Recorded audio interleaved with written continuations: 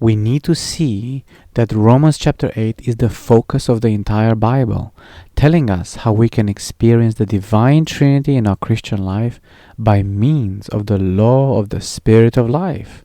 Hallelujah! The Triune God has been installed in our being as the law of the Spirit of life to impart life to our spirit, soul, and body, and make us the same as Christ in every possible way, for God to gain a corporate expression. Oh, we see all this in Romans chapter 8. Lord, may the eyes of our heart be enlightened to see you, enjoy you, experience you, and express you. Amen. Hi there. Welcome to this podcast. The title of this portion of enjoyment is Romans 8, How We Experience the Divine Trinity as the Law of the Spirit of Life. We hope that you enjoyed the Lord while listening to this portion, and we welcome your comments with what touched you from this sharing. Romans 8 may be considered the focus of the entire Bible and the center of the universe, for it speaks of the Trinity in the experience of the Christian life, revealing the process Triune God as the law of the Spirit of life, giving life to our being, and He shows us the all-inclusive Spirit who is making us the same as Christ. Hallelujah! This week, we come to the last week on Romans chapters 5 through 8, the kernel of the Bible, and we're focusing mainly on Romans chapter 8. The topic for this week is the indwelling Christ. What is a kernel? In the physical realm, a kernel refers to a nut that has a hard shell, and within the shell there is the kernel. People don't eat the shell, but the kernel which is inside. The kernel is the most nutritious part. The Bible has a kernel, and the most nutritious part of the whole Bible, the most supplying part of the Scriptures, is Romans chapters 5 through 8. These chapters show us the desire of God's heart to dispense Himself into us in Christ as the Spirit to be our enjoyment. God in Christ as the Spirit, God in Christ is the Spirit for our enjoyment.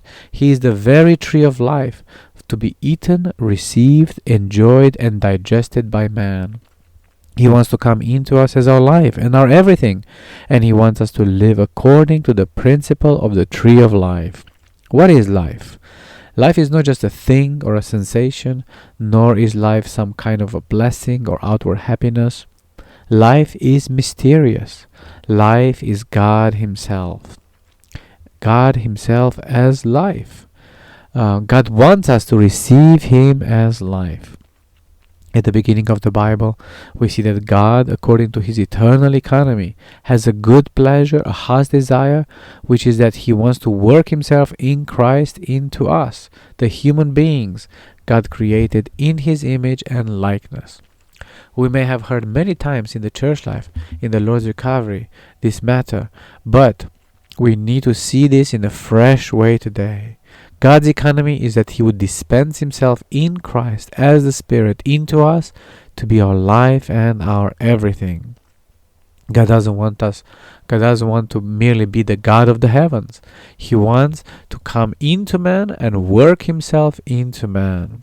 And the way He does it is not the way of outward letters, doctrines, or arrangements. Rather, He does it in the way of life, by Him being life to man. Life is very mysterious, yet it is also very practical and substantial. Even though we cannot see or touch this life, we cannot deny that through regeneration we have received the divine life. God comes into man to be man's life. He comes in the form of the tree of life for man to enjoy God and be filled with God. Amen. Romans 8 is the focus of the entire Bible, telling us how we can experience the Divine Trinity in our Christian life. Romans chapter 8 may be considered the focus of the entire Bible. In Genesis, the first book of the Bible, we see how God created the heavens and the earth according to His eternal plan, so that man could exist in them to fulfill God's eternal purpose and desire. See Genesis 1 from 1 to 26. God created man in his image and according to his likeness, and put man in front of the tree of life. Genesis 2:9. Amen. God's eternal purpose and desire is to impart himself into his chosen people as their life supply, so that they could become his expression.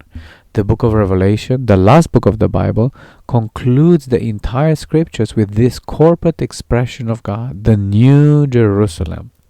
Chapters 21 and 22 of Revelation describe the holy city, New Jerusalem, as a composition of God's redeemed people, both from the Old Testament and the New Testament.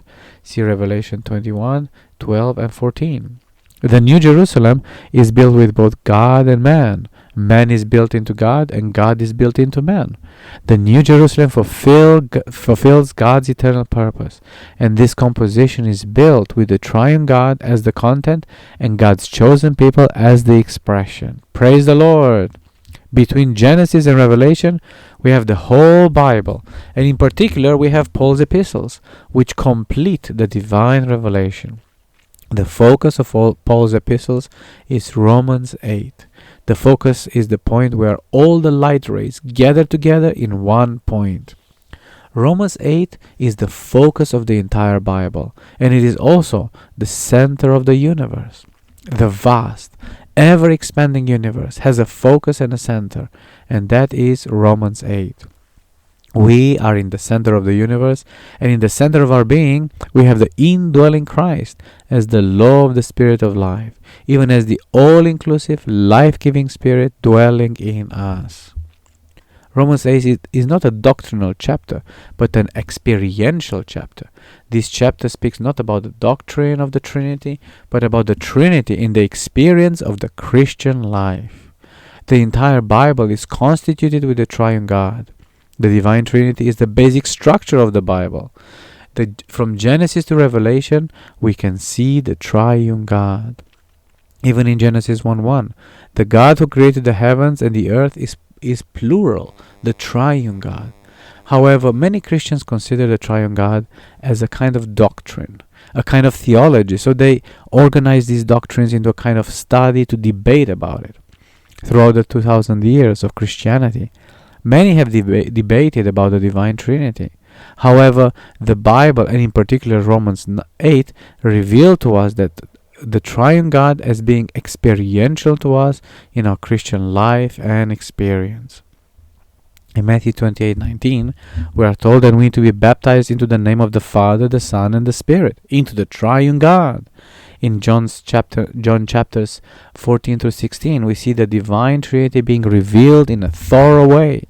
Furthermore, in 2 Corinthians 13:14, we see the grace of the Son, the love of the Father, and the fellowship of the Spirit. The Divine Trinity is not for us to study in a theological seminary or understand in a doctrinal way, but for us to enjoy and experience, even to receive and partake of in our daily Christian life. Romans chapter 8 in particular shows us the law of the Spirit of life, Christ dwelling in us, we being the sons of God, God being our Father, the Spirit witnessing with our spirit, the Spirit of God dwelling in us, Christ being our life, all things working together for good, for us to be conformed to Christ, and so much more. Oh, the Divine Trinity is for us to enjoy and experience in our daily Christian life. The Triune God is processed and consummated as the Spirit to be received and enjoyed by man. Oh, may we exercise our spirit today as we come to Romans 8 to see and touch the Divine Trinity, even to enter into the reality of what God is to us as the Spirit. Amen. Lord Jesus, we open to you and we come to you to enjoy you and experience you so that we may express you. Thank you, Lord, for being triune in order to dispense yourself into us, your chosen and redeemed people. Hallelujah! The Triune God is not for us to try to understand or study theologically or in a doctrinal way, but for us to enjoy and experience today. Amen, Lord. We exercise our spirit to contact you, receive you, enjoy you, and experience you as the Spirit in our spirit. Gain in us what you are after, Lord. Keep us open to your divine dispensing. Dispense yourself in your divine Trinity as the Father, the Son, and the Spirit in order to obtain your corporate expression. Gain your expression in us and among us. Oh, keep us enjoying you and experiencing you in the divine dispensing of the Divine Trinity until we are fully transformed and conformed to your image, so that we may express you corporately. Oh Lord, we open to you. Amen. The processed Triune God, as the law of the Spirit of life, gives life to our whole being. Romans 8 opens with the law of the Spirit of life, which frees us from the law of sin and of death. Verse 2. Hallelujah! The law of the Spirit of life is the subject of this chapter. Life is the content and issue of the Spirit, and the Spirit is the ultimate and consummate manifestation of the Triune God after he passed through a process. The Triune God passed through the processes of incarnation, crucifixion, and resurrection to become the indwelling, life-giving Spirit who is life to us, the believers in Christ. Praise the Lord! Romans 8 reveals that the processed Triune God, as the law of the Spirit of life, gives the divine life to the believers for their living. See Romans 8:2, 6, 10 to 11, and 26 to 29. Even though man became fallen and now lives on the line of the tree of knowledge, the line of death, being led astray by Satan, God came to be a man and went through a process to become the life-giving Spirit. God didn't just stay up there on his throne in heaven, waiting for men to worship him, pray to him, and do his will. He came out of the heavens and stepped out of eternity into time to live on the earth as a man for 33.5 years. He lived a life that was sinless and full of righteousness. He died on the cross, being crucified, and in resurrection he became a life-giving Spirit. 1 Corinthians 15:45. Romans 8:2 says that the law of the Spirit of life has freed me in Christ Jesus from the law of sin and of death. Both God and Satan are in us, the believers in Christ. Satan is embodied in the flesh and is expressed through the self, and God, as the Spirit, dwells in our spirit. Even more, both Satan and God, after entering into our being and dwelling in us, work in us not by any outward activities, but by an inward and subjective law. Satan operates in us as the law of sin and of death in the flesh, and God works in us as the law of the Spirit of life in our spirit.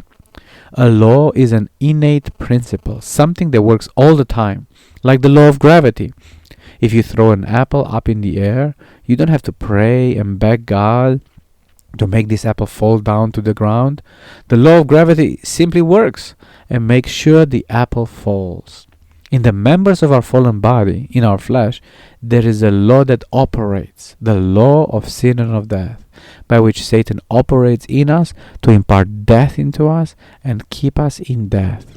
But, praise the Lord, there is another law in our spirit, the law of the Spirit of life, which is the means for God to operate in us, to both deliver us from the law of sin and of death, and impart life to every part of our being. Hallelujah! Romans 8 reveals that God's purpose is to dispense his life into his believers.